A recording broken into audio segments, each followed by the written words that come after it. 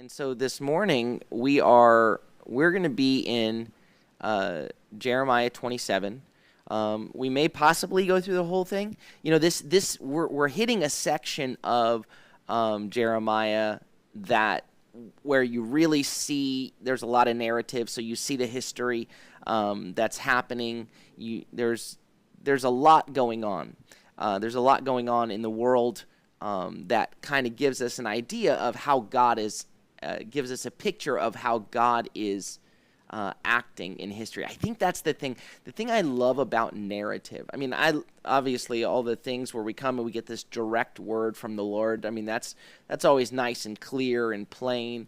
But I don't know about you, but for me, it's not always so clear and always so plain. You know, we don't all necessarily hear the voice of the Lord with the clarity always that Jeremiah did. Sometimes we have those moments, but there are times where every day we're walking through historical context, right? Every day we are in history. History is the only thing about written history is it's just writing down the key events. But every moment of my day is my history, and so becomes my history. And so seeing God interacting with his people, seeing how God is working not just with his people, but God is working on a grand scale. And he's I've called it multi-dimensional chess, but it's not just it's so much more than that. It's the Lord working in multiple ways with multiple pieces, seeing how everything will impact things in generations, and understanding, allowing and using our own even willfulness as his tool. It doesn't mean he's taking away our will. It doesn't mean he is overriding our will, but he will work in such a way so that it works to accomplish what he intends to accomplish. So as we open in Jeremiah 27, right out of the gate, I just want to let you know there could be a little bit of potential confusion if you're reading from the TLV, because it opens up by saying, in the beginning of the reign of King Jehoiakim, in verse 1. And when you go down to the end of verse 3, it speaks of his little brother, the king who succeeded him, Zedekiah, king of Judah, or the king who succeeded his son, who is Zedekiah, king of Judah. So the fact is, the TLV translates it. So who is it? You know, is it Jehoiakim or is it Zedekiah? The TLV translates the Hebrew text correctly by saying, in the beginning of the reign of Jehoiakim, son of Josiah, king of Judah, came this word to Jeremiah from Adonai, saying, and he goes on. It's almost universally accepted, though, and realized that this is basically had been a scribal error. Would be very few of textual copying errors, because as we read, there are a number of things in the context that make it clear this is not still the first year of Jehoiakim. You'll remember 26 was the first year of Jehoiakim, and the Lord had come with a warning. Nebuchadnezzar doesn't rise to be king until the fourth year of Jehoiakim. We know that from earlier. And so contextually, it doesn't make sense that it's Jehoiakim. Also, twice in this chapter, it refers to Zedekiah as king. And then in Jeremiah 28:1, in the following chapter, it opens up with, now it was the same year in the beginning of the reign of Zedekiah, king of Judah. So, rather than going through all of that, most translations will just fix the error at the beginning and say, in the first year of the reign of Zedekiah. The TLV went ahead and left us to be able to look at that little puzzle. But this is the first year it's in the beginning of the reign of Zedekiah. So it doesn't necessarily mean it's the first year. It means it's in the beginning. It's early in the reign of Zedekiah. So it's at the earliest, it's 597. The year 597, 598, 597. His brother, Jehoiakim, had been king for 11 years. but he was taken away in bronze shackles. I'm not even sure if he made it to Babylon alive. And then Jehoiakim's son, Jeconiah, Jehoiakim, he was the 18-year-old king. He was king for 100 days, for 3 months and 10 days. And then Nebuchadnezzar came in and took him to Babylon to live out the rest of his days in Babylon. He was taken with basically the royal household, with a number of the government officials, with the strongest soldiers, with craftsmen, smiths. And so now those guys are gone. Jehoiakim's gone. All the good figs are gone, and Zedekiah is the king. So we know it is after 597. And there's some historical context that's going on in the world at this time that really adds, which we're going to talk about in a minute, that really adds context and gives us a broader picture of what's happening. So we read in verse 1, but I'm going to fix it. In the beginning of the reign of Zedekiah, son of Josiah, king of Judah, came this word to Jeremiah from Adonai, saying, Thus says Adonai to me, make straps and yoke bars and put them on your neck. So the Lord comes to Jeremiah and instructs him with another symbolic act. This one had to be thrilling to receive. He is to put on a yoke. He is to make a yoke and put it on. Of course, a yoke is a common instrument that was used in the Near East to bind animals together as a means of production. And as time passed, it also became symbolic for talking about control and punishment, ownership, political servitude. So if you wore the yoke, you were under the control of the one who drove the yoke. So Jeremiah is to make a yoke and put it on. Yay, you get to play dress up. And he's got to walk through the city wearing this yoke. Verse 3. It says, Then send them, shalachtim, send them to the king of Edom, to the king of Moab, to the king of Ammon's children, to the king of Tyre, and to the king of Sidon, by the hand of messengers that come to Jerusalem, to King Zedekiah of Judah. So Jeremiah is told to make a yoke and wear it as an object lesson for these envoys, for these messengers that have come to Zedekiah. They've come from the nations in the north, where current Lebanon is, up in the northwest, where there's in Sidon and Tyre, and then in the southeast you've got the king of Edom and the king of Moab, which is like a modern day Jordan area. And so he's got to either make a yoke for them or deliver to them this word. Whether he's supposed to make gifts, like each of them, here, take this back to your king, I'm not exactly sure. Some biblical scholars say that it's the message that he sends with them. But the text leaves open the idea that they're to take a yoke back. I don't know if they would be like, what am I supposed to do with this? I don't know. But you can only imagine how silly Jeremiah must have felt as he, tries to maneuver through the city, wearing this crossbar through the crowds of this city. But it leaves as he wears this yoke, it leaves an imprint, it leaves an image for these envoys to remember as they take this message back to their kings.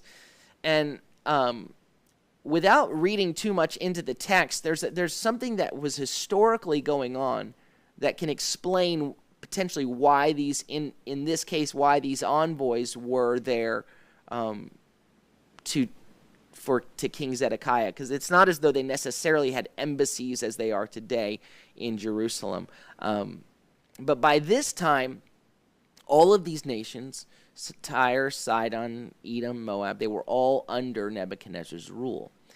And so what had happened back in Babylon around 595, so this could be happening because it's in the beginning of the reign, around 595, there was an attempted coup back in Babylon, in the province of Babylon. There was an attempted coup of Nebuchadnezzar where they tried to overthrow him. And so Nebuchadnezzar was really having to deal with things back home, with things in his province, in the region of Babylon. And so there was a period of time where he was basically not able to focus on the empire, on the international, on the nations in his empire because he was having to deal with this problem back home. So it's not unlikely that some of these nations, the neighbors surrounding Israel, had come together, or surrounding Judah had come together in order to maybe discuss building a coalition to throw off the yoke of Nebuchadnezzar. Look, things aren't going well for him back home. There's a problem back there. And so this is our chance. This is our opportunity to get our freedom. And so that's what's happening in Babylon at the time, and that potentially lends an understanding to what's going on right now in Judah. And so before they go home to their leaders with visions of rebellion dancing in their heads, Jeremiah gives them other gifts to send these things, to send either these yokes or to send the message of the yoke back to these kings. And so here's the message that the Lord is sending through these envoys back to these nations. Basically, the Lord says to Moab and Edom, to Tyre and Sidon, don't even think about revolting. Don't even think about rebelling or trying to throw off the yoke. Verse 4, charge them, these envoys, charge them to their masters, saying, thus says Adonai Tsevaot, the God of Israel, thus will you say to your masters, I have made the earth, mankind, and beast which are on the face of the earth by my great power and by my outstretched arm. And I give it to who it seems right to me, or who it seems right in my eyes. I'm the one who made the earth. I'm the one who made everything in it. And I give it to what's right in my eyes. So here's what these kings need to realize, whether they understand it, whether they don't understand it, that the God of Israel, the Lord of hosts, the one who made the earth, who made everything in it by his power, he gives authority to whomever he sees fit to, whether you understand it or not. Verse 6 says, so now I have given all these lands into the hand of King Nebuchadnezzar of Babylon, my servant. So again, he calls him my servant. I have even given the beasts of the field to serve him. All the nations will serve him and his son and his grandson until the time of his own land comes. And then many nations and great kings will make him their slave. So all these nations, all these kings need to recognize that God at this time has placed Nebuchadnezzar as king. And the Lord has set an expiration date for Nebuchadnezzar's empire. His son, his grandson, who's Belshazzar, which we read about in Daniel chapter 5. They'll serve as kings until their time is up, and then they will become the slaves of many nations and great kings. So that's the message the Lord is sending to these kings. And it's a message that's in a minute going to be repeated to Zedekiah, the king of Judah. And the point is this: whether you see it or whether you can see it, whether you don't see it, God's working in ways that can't be imagined. That God is using the king of Babylon for his own disciplinary purposes. And here's what's amazing is by this time God has already begun giving dreams to Nebuchadnezzar. So you'll remember that Nebuchadnezzar made his first incursion into the land in the year 605, right? That's when he took Daniel and Hananiah, Mishael, Azariah, and others back to Babylon. That was back in 605. That was back during the 4th year of Jehoiakim. So that was some 7 or 8 years ago at least. Daniel's been in Babylon for nearly a decade. But for at least 7 or 8 years, he's been there since the beginning of Nebuchadnezzar's reign, since Nebuchadnezzar first started and took them into Babylon. And God's already using these young men for his purposes. What people can't begin to see is what the Lord is moving and what he's doing. So, for instance, when you read in Daniel chapter 2, verse 1, it says, in the 2nd year of his reign, Nebuchadnezzar dreamed dreams, right? In the 2nd year of his reign, Nebuchadnezzar dreamed dreams, and so he has this dream. And you'll remember this story from Daniel chapter 2. But that was if you're hearing, when we're here in Jeremiah 27, those dreams started coming 4 or 5 years ago, right? If by Babylonian reckoning, the second year of his reign would have been about the year 603, 602. So this has happened. This was 4 or 5 or more years ago that the Lord gave him these dreams. And you remember this story where this nutso king has this dream, and he wakes up and he's so upset by the dream that he calls all his wise men and he says, I want you to tell me I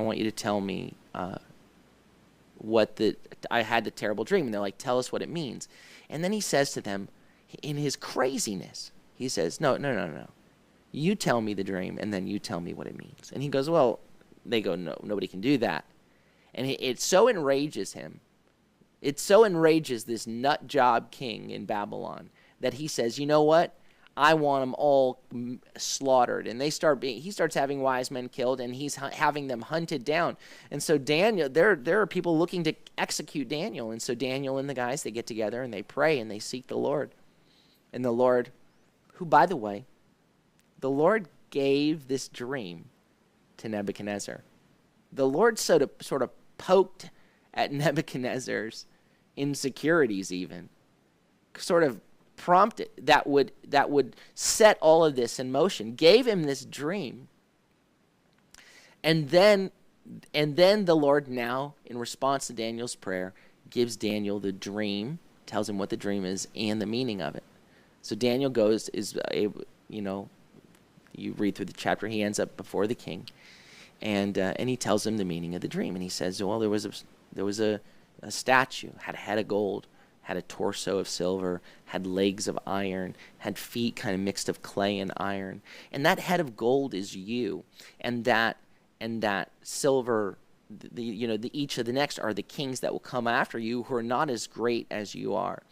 And he said, and then I saw in the dream, he saw this rock, which was not cut out by hands, but this rock that came down and it smashed the feet.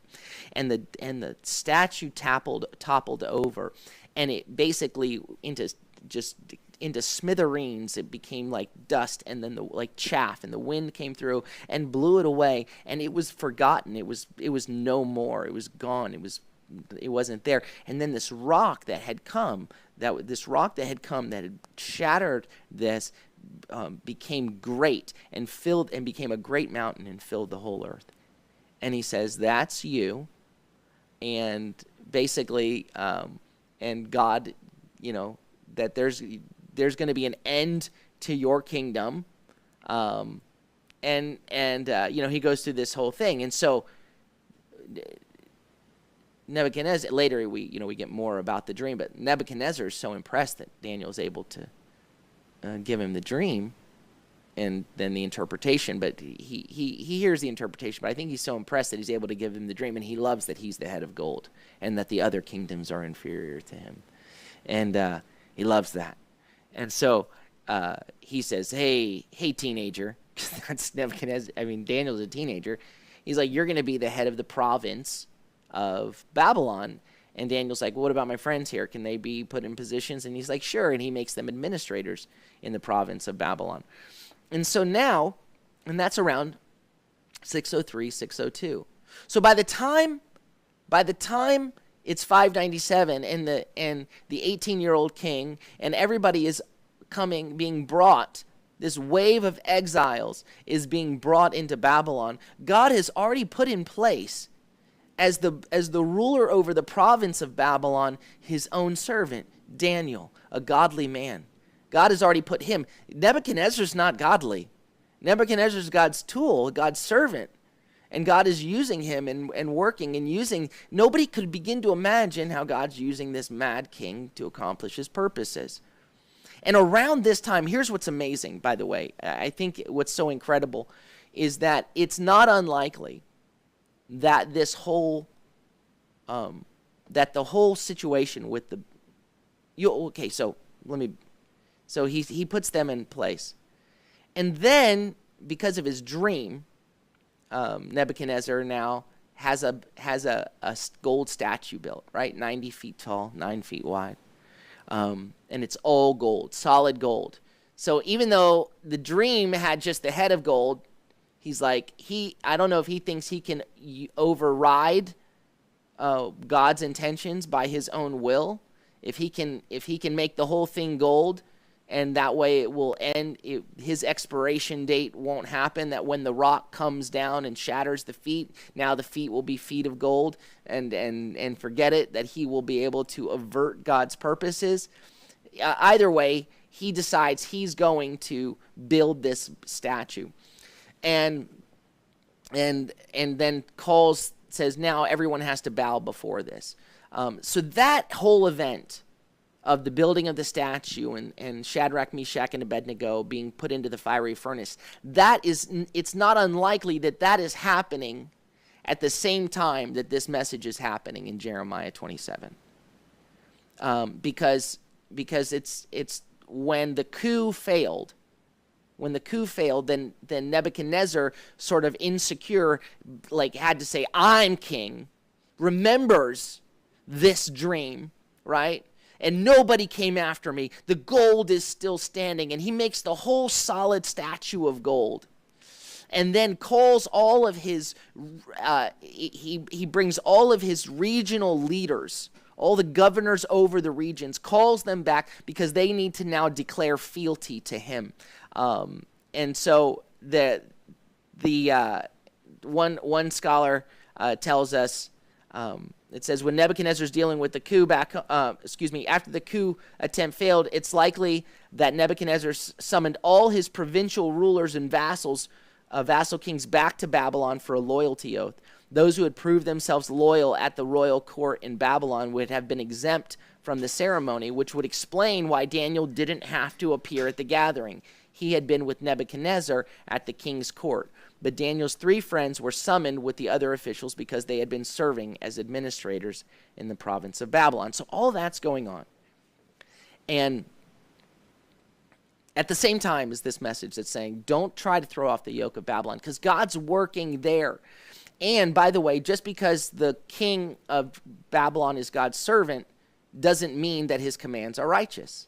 Doesn't mean his ways are righteous, right? When he says, bow before this golden statue, do those who follow the Lord, who are faithful to the Lord, do they bow? They do not bow. And the Lord is with them through the fire. The Lord brings them through the fire. And the Lord uses over and over the madness of the king to accomplish his purposes. It's not an endorsement of the insane egotism of King Nebuchadnezzar, right? It's a utilizing the insanity and the egotism of Nebuchadnezzar for his purposes. Because when those boys come through the fire, the King Nebuchadnezzar, who could have imagined that he would have prayed this in Daniel chapter 3, verse 31? King Nebuchadnezzar, to all peoples, nations, and languages who dwell in all the earth, may your peace abound. It seemed good to me to declare the signs and wonders that God Most High has done for me. How great are his signs, how mighty are his wonders. His kingdom is an everlasting kingdom, his dominion from generation to generation. I mean, who could have imagined that the mad king is going to say these kinds of things?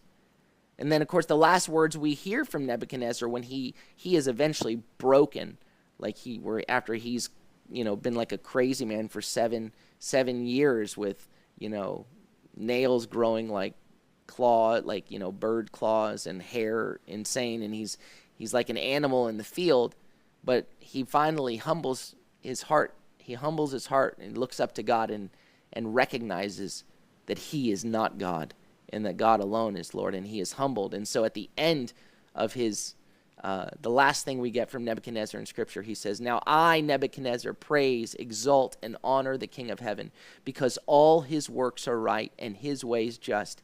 He is able to humble those who walk in pride. And that's how it ends for Nebuchadnezzar. And the Lord sees that. The Lord knows that. The Lord knows what he has to lead Nebuchadnezzar through. The Lord knows the nutty things that Nebuchadnezzar's going to do, driven by his ego, like throwing the guys in the furnace. He knows that he's going to have to break his pride. The Lord is working through Nebuchadnezzar. He's working in Nebuchadnezzar, but he's not endorsing Nebuchadnezzar's ways. He is working. And so the Lord says to these guys, tell your kings, and he's going to say to Zedekiah, whether you get it or not, I've chosen Nebuchadnezzar. So Jeremiah says, hey, ambassadors to these surrounding nations, do you see me willingly obeying the Lord, wearing this yoke, this humiliating, clunky yoke around the city? I want you to take this visual. I want you to take this message and maybe take this little gift, this yoke replica that I made. Aw, how sweet, thank you. Take it back to your king. And your only chance to survive is to wear the yoke, to willingly submit to the yoke I've placed you under. Verse 8. Now it will be that the nation or the kingdom which will not serve the same king, Nebuchadnezzar of Babylon, and will not put their neck under the yoke of the king of Babylon, that nation I will punish with the sword, with famine, and with pestilence, declares Adonai, until I have destroyed it by his hand. But as for you, don't listen to your prophets, your diviners, your dreams, your soothsayers, or your sorcerers who speak to you, saying, you will not serve the king of Babylon, for they're prophesying a lie to you, in order to remove you far from your land, so that I would drive you out and you would perish. You might say, I don't get it. I don't understand. How could it be the will of the Lord for Nebuchadnezzar to rule? Here's the deal. The Lord called us to submit to his ways, to his commands, right? To a life of blessing. Choose life that you and your children may live. But the people of Judah and the surrounding nations and the world rejected his ways, chose our own ways.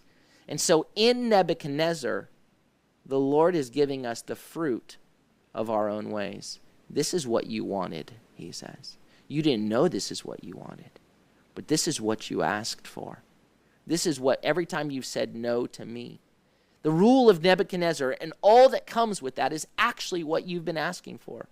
Every time you reject God's ways, you choose your own ways, what you're saying is, I want the king of Babylon to rule over me. You don't know that's what you're saying, but that's what you're saying because that's the direction you're heading. So again, the Lord says this is what you ask for. Since you know so much better, since you've convinced yourself you don't need my ways, you will wear the yoke you insisted on wearing. At this point, your only hope is to submit to the discipline you're under, to let the pain of this discipline humble you and teach you. He says, don't run to every other kind of voice looking for what you want to hear. You don't like this message? No, that can't be possibly right. God couldn't want us to be under the yoke of the king of Babylon. Couldn't possibly be from the Lord. He says, whether that voice sounds godly like one of your prophets, or whether you're running to other twisted forms of spirituality that around you, the diviners, the sorcerers, the soothsayers, looking for the word that says you don't have to face the consequence. You won't serve the king of Babylon. The more you keep resisting the Lord's discipline, the worse it will get for you. The king of Babylon is God's servant of discipline for God's people, for their idolatry, for their rejection of his ways. And he says, okay, I'll give you exactly what you asked for. Verse 11, but the nation that will bring their neck under the yoke of the king of Babylon and serve him, that nation I will let remain in its land, and they will till it and dwell in it. It is a declaration of Adonai. So talk about a counterintuitive instruction from the Lord. He says the nation that will willingly submit to the discipline of the Lord will be allowed to remain in the land. Meaning, basically, those who think they can assert their own way and say, no, we're not going to submit to the king of Babylon. No, we're not going to put ourselves under his yoke. No. The Lord says, look, you've already rejected my word. You've rejected me over and over. That's why you're in this situation. So here's the deal. Here's what I'm offering you. I'm offering you a sentence of, what do you call it when you're in prison at home? House arrest. You can be under the yoke and stay at home and dwell in the land until it. You can stay in your house under house arrest and wear this yoke. Or you can go, no, I'm not gonna. And you won't even get to be in your house. I will take you. You may not even get to live. So you decide. That's up to you. But this discipline is happening whether you like it or not. So you can either humble yourself to it and receive it, or you can keep fighting it the way you've always fought me, and it's only going to get worse for you. So now Jeremiah, that was to the surrounding nations. Now Jeremiah himself speaks to the king, to Zedekiah, with those very same instructions. Then I spoke to King Zedekiah of Judah with all these same words, saying, put your necks under the yoke of the king of Babylon, Serve him and his people and live. Like, serve the king that you yourself would never want to serve. Why should you die, you and your people, by the sword, by famine, or by pestilence, as Adonai has spoken against the nation that will not serve the king of Babylon? The Lord has spoken against the nation that will not serve the king of Babylon. Don't listen to the words of the prophets who speak to you, saying, you will not serve the king of Babylon, for they prophesy a lie to you. For I have not sent them, says Adonai, and they prophesy falsely in my name, with the result that I will drive you out and that you will perish, you and the prophets that prophesy to you. So Jeremiah comes to the king of his land, his king, with this same message, saying, submit to the discipline of the Lord. Willingly put your neck under the yoke of the king of Babylon.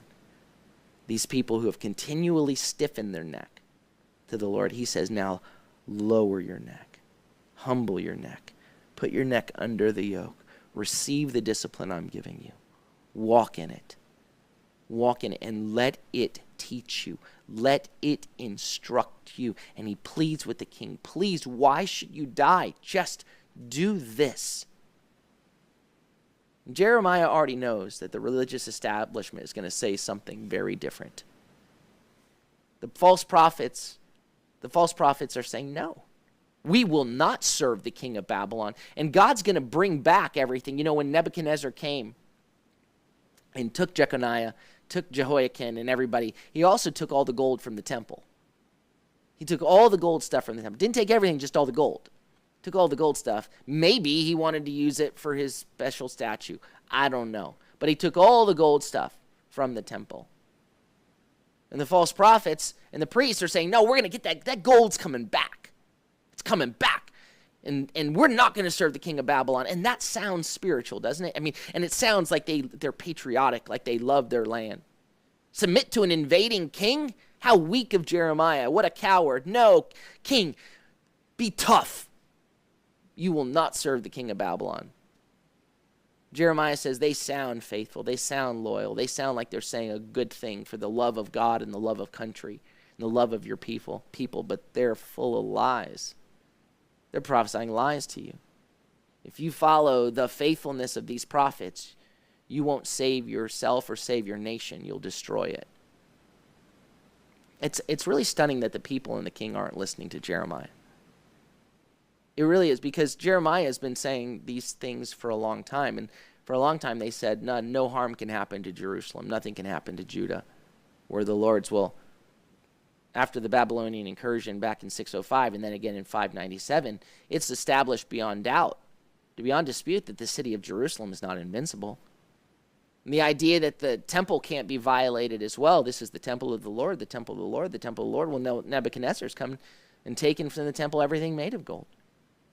So between the incursion into the city, the incursion into the temple, the multiple deportations of the strongest and the best, and even the king himself taking them back to Babylon, all of that has proven that these false prophets who said shalom, shalom, that they were wrong.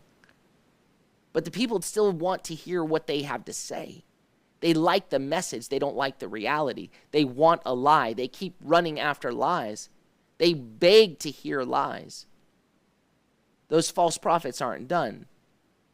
Because now their question, what the controversy now is going to be is not whether Jerusalem can be invaded, not whether these things can happen, but the question will now be, well, how long is it going to be? And now the false prophets are going to go, well, you know what, this is just a real quick thing. You know what, this is just not going to last long. That's going to be their new message. Not that we can't be invaded. We got to change our message. Now it's going to be, it's not going to last long, and God's going to bring back everything quickly. So, after having spoken to the king, Jeremiah spoke to the priests and the people. He says, then I spoke, verse 16, then I spoke to the Kohanim and to all the people, saying, thus says Adonai, don't listen to the words of your prophets who prophesy to you, saying, see, the vessels of Adonai's house will now quickly, be brought back, Shuvah will return from Babylon, for they prophesy a lie to you. Don't listen, he says. Because these people are saying, hey, the vessels from the house of Adonai will quickly be brought back to you. I mean, that sounds good, right? Amen. He's bringing back what the enemy stole. Come on now. That sounds like faith. Behold, the word of the Lord, these vessels that were taken from the house very soon will be coming back. Yeah, that sounds like something God will do. That sounds really spiritual. You won't serve the king of Babylon. That's not God's will. Sometimes that may be the word of the Lord, but it's not always. And in the season of discipline, it's not. Jeremiah says, look, guys, don't listen to them. Sounds super spiritual, but it's a lie. And then Jeremiah delivers the actual word from the Lord, and it doesn't sound like what you would expect God to say. Verse 17, do not listen to them, to the false prophets. Serve the king of Babylon and live. Why should this city become a ruin? Again, serving the king of Babylon doesn't mean bowing before his gold statue, just in case anyone's unclear. Jeremiah is so outnumbered by these faith preachers who prophesy words that sound like faith, but they are just spiritual sounding deception. The word of the Lord here says, serve the king of Babylon. Verse 18 says, but if they are prophets, and if the word of Adonai is with them, let them now make intercession, which is like, let them now, it uses this word yifgunah, let them bombard, assail strongly now, please.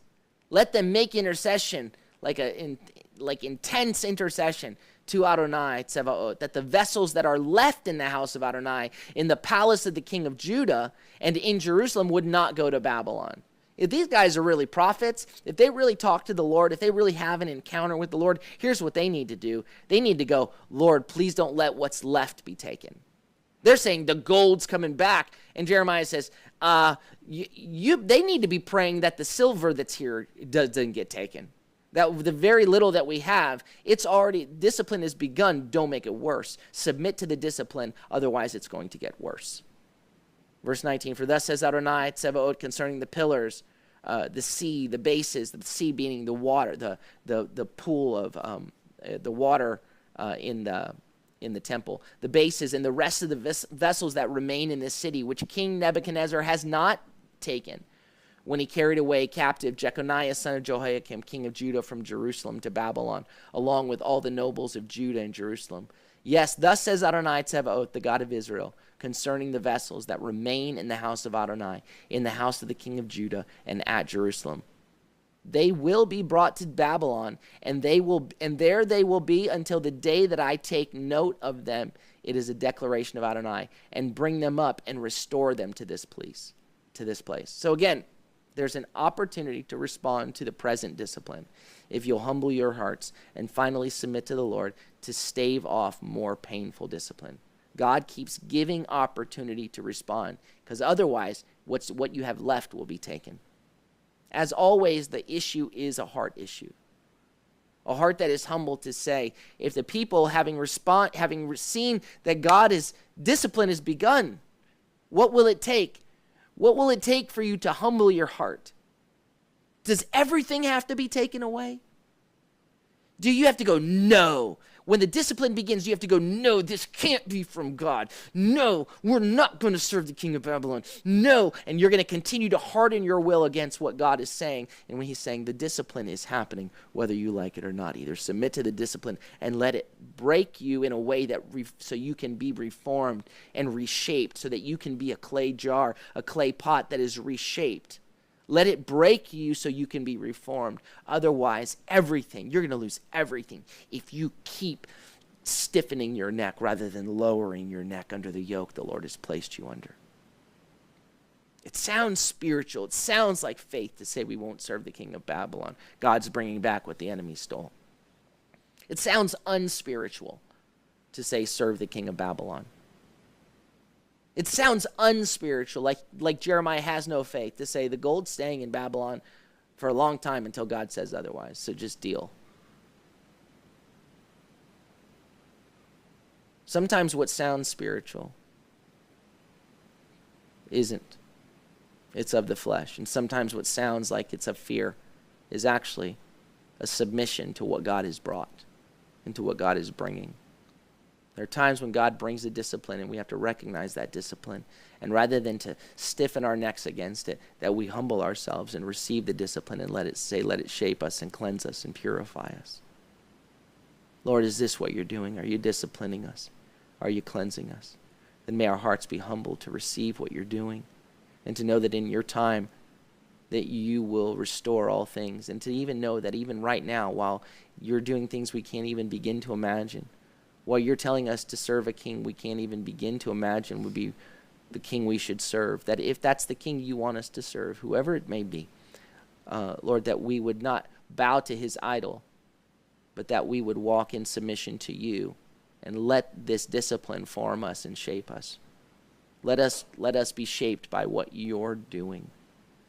And for us to know that you're working in ways we can't see, that you're working through the insanity of what we can't even begin to imagine. You're working in the midst of all of that, out of our sight, to prepare the way, that the Lord was preparing Babylon for the good figs. The Lord is preparing Babylon for those first fruits to come there, to wait while he cleanses the land, while he clears the land, and he's going to come back to replant. The Lord knows what he's doing on multiplied levels. And we need to be submissive to him. Over the last almost 6 months now, right? 5.5 months, it's been, wait, Lord, what are you doing? And we just have to say, Lord, give us ears to hear. As this is for what you have allowed, what you're doing, let it shape us. We don't need to stiffen our necks. We need to soften our hearts and say, give us ears to hear your voice and a heart to do your will. Amen. All right. Well, may the Lord bless you and keep you. May the Lord make his face to shine upon you and be gracious unto you. May the Lord lift up his countenance upon you and give you peace. Shalom, shalom. Have a beautiful day.